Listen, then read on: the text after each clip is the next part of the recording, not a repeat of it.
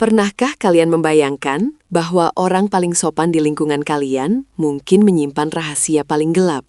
Maksudmu seperti monster yang bersembunyi di balik topeng kewajaran?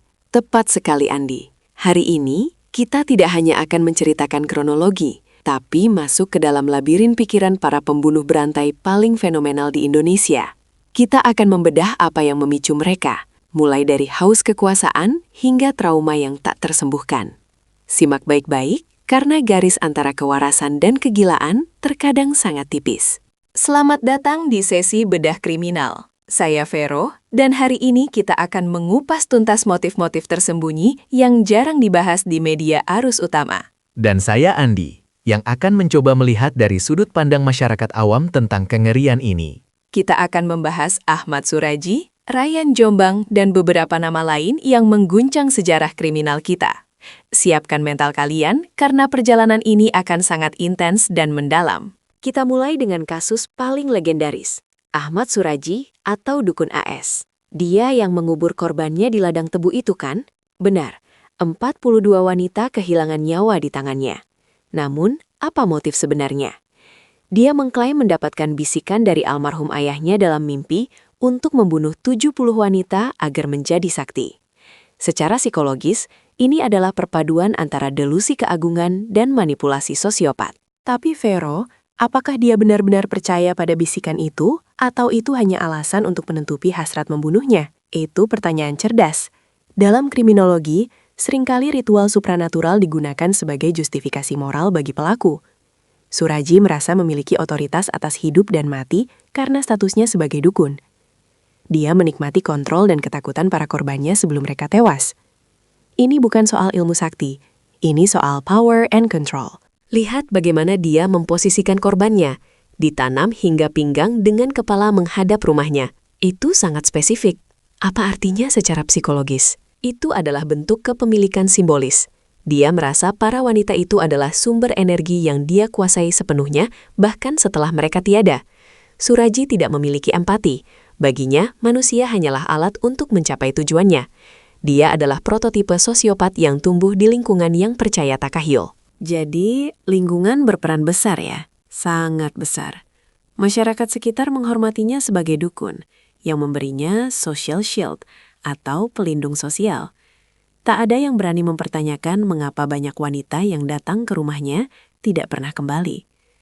Ketakutan masyarakat justru menjadi bahan bakar bagi egonya.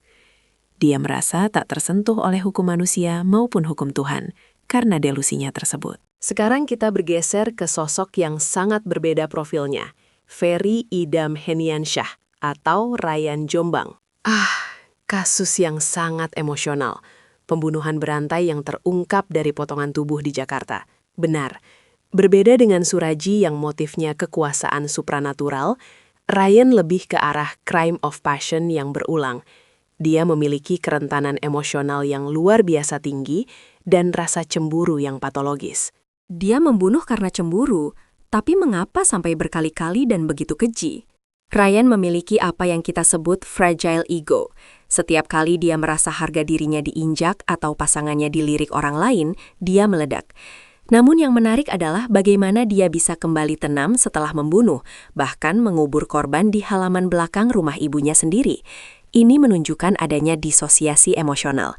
Dia mampu memisahkan dirinya yang baik dengan tindakannya yang kejam. Ibu Ryan mengklaim tidak tahu apa-apa, padahal mayat-mayat itu ada di bawah tanah rumahnya. Bagaimana mungkin? Itu adalah bagian dari grooming dan manipulasi Ryan. Dia adalah sosok yang menawan, pintar bicara, dan tampak religius di permukaan.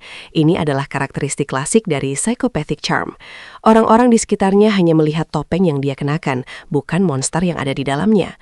Dia tahu persis bagaimana cara disukai orang agar tindakannya tidak dicurigai.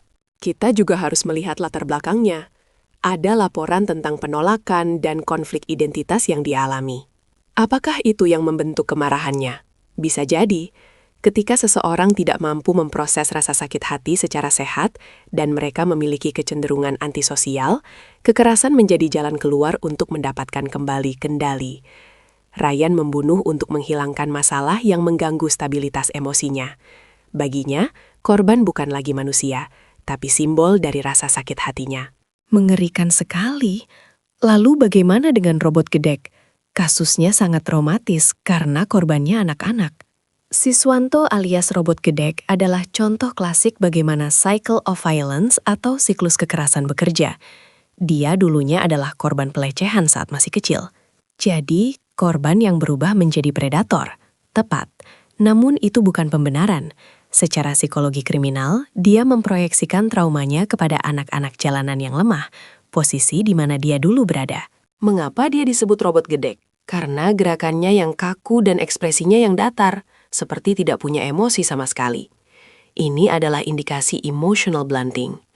Dia sudah sangat mati rasa terhadap penderitaan orang lain karena penderitaannya sendiri di masa lalu tidak pernah disembuhkan.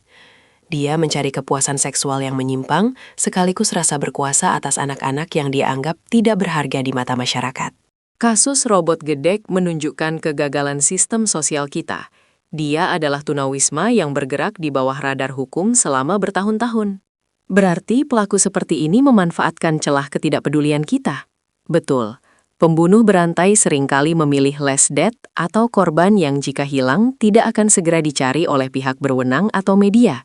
Ini adalah strategi pemangsa yang sangat efisien namun sangat jahat.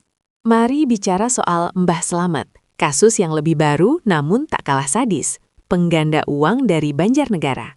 Mbah Slamet adalah tipe financial serial killer. Motifnya murni keserakahan yang dibalut mistis. Tapi dia membunuh dengan racun saat ritual, sangat rencana. Ya, itu disebut organized killer. Dia merencanakan setiap langkah, mulai dari mencari korban di media sosial hingga menyiapkan lubang kubur sebelum korban datang. Dia sangat dingin dan kalkulatif. Apa yang membuat orang-orang begitu percaya padanya? Dia memanfaatkan keputusasaan ekonomi korbannya. Secara psikologis, saat seseorang terbesak secara finansial, logika mereka melemah dan harapan mengambil alih. Slamet tahu itu. Dia bukan hanya membunuh secara fisik, tapi dia mengeksploitasi harapan korbannya terlebih dahulu. Dia tidak merasa bersalah sedikit pun, karena baginya, nyawa manusia memiliki harga nominal uang yang mereka bawa. Dari semua kasus ini, apakah ada pola yang sama, Vero? Secara umum, ada 3 hal yang sering ditemukan. Kurangnya empati, kebutuhan akan kontrol, dan sejarah perkembangan yang bermasalah. Namun, yang paling menakutkan adalah kemampuan mereka untuk blending in, atau membaur.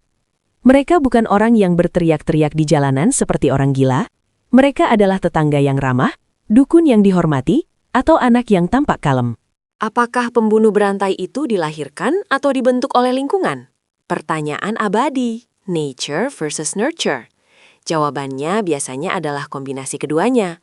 Ada predisposisi genetik tertentu dalam struktur otak, seperti amigdala yang kurang aktif. Namun, lingkungan yang penuh kekerasan atau pengabaianlah yang menyalakan sumbu ledaknya. Tanpa pemicu lingkungan, kecenderungan itu mungkin tidak akan pernah bermanifestasi menjadi aksi pembunuhan. Coba lihat kasus Baikuni, alias Babe. Dia juga membunuh anak-anak jalanan. Mirip dengan robot gedek ya? Sangat mirip. Dia memiliki trauma masa lalu yang hampir identik. Ini menunjukkan bahwa tanpa intervensi psikologis pada korban kekerasan seksual di masa kecil, risiko mereka menjadi pelaku di masa depan meningkat drastis. Ini adalah alarm bagi kita semua untuk lebih peduli pada kesehatan mental anak-anak di sekitar kita. Lalu bagaimana dengan profil psikologis mereka saat tertangkap? Banyak yang terlihat sangat tenang, bahkan tersenyum.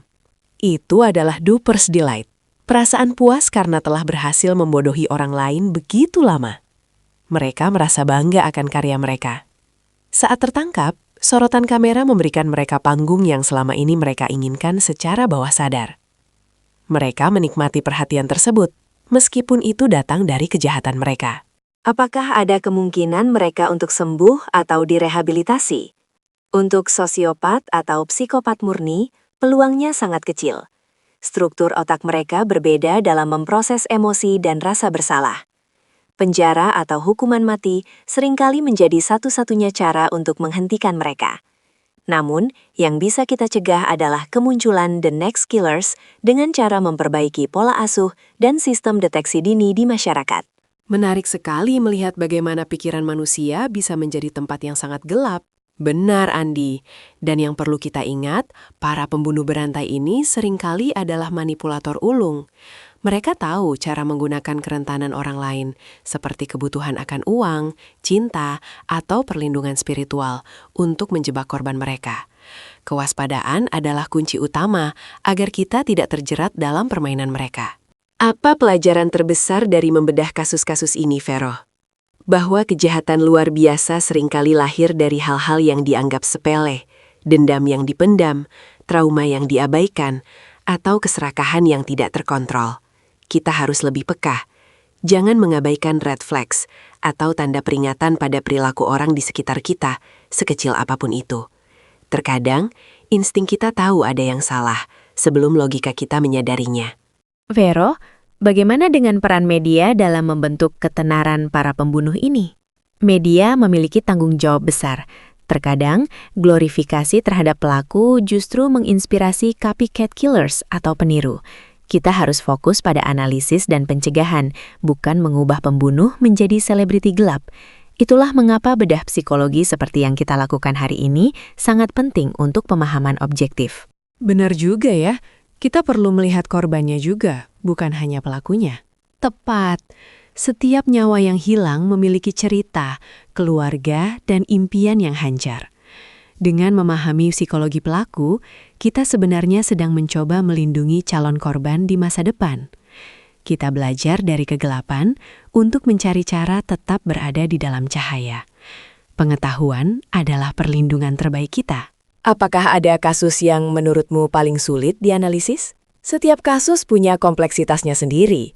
Tapi yang paling menantang adalah ketika pelaku tidak memiliki pola yang jelas atau bertindak secara impulsif, namun tetap berhasil lolos dalam waktu lama. Itu menunjukkan tingkat kecerdasan adaptif yang sangat tinggi. Untungnya, secanggih apapun mereka pasti meninggalkan jejak, baik jejak fisik maupun jejak psikologis. Jadi, tidak ada kejahatan yang sempurna? Tidak ada. Psikologi kriminal mengajarkan kita bahwa setiap tindakan adalah cerminan dari pikiran. Dan pikiran manusia, serumit apapun, memiliki pola. Tugas kita adalah menemukan pola itu sebelum jatuh korban berikutnya.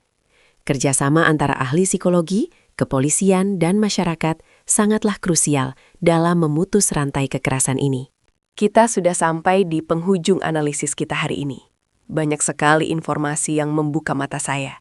Ternyata, di balik aksi keji itu, ada kerumitan mental yang sangat dalam. Betul, Andi. Dan ini baru permukaannya saja. Dunia kriminalitas dan psikologi manusia masih menyimpan banyak misteri yang perlu kita gali, agar kita bisa lebih waspada dan bijak dalam bertindak. Terima kasih, Vero, untuk penjelasannya yang sangat mendalam. Sama-sama, Andi. Semoga diskusi kita hari ini bermanfaat bagi semua yang menonton. Ingat, kegelapan tidak bisa dihilangkan hanya dengan membencinya, tapi dengan memahaminya, agar kita tidak terjerumus ke dalamnya. Tetap waspada dimanapun kalian berada. Buat teman-teman yang punya pendapat atau ingin kita bahas kasus tertentu di episode berikutnya, silakan tulis di kolom komentar ya. Kami sangat ingin mendengar teori atau pandangan kalian tentang kasus-kasus yang baru saja kita bahas. Apakah kalian merasa ada sosok lain yang lebih fenomenal? Mari kita diskusikan secara sehat dan edukatif.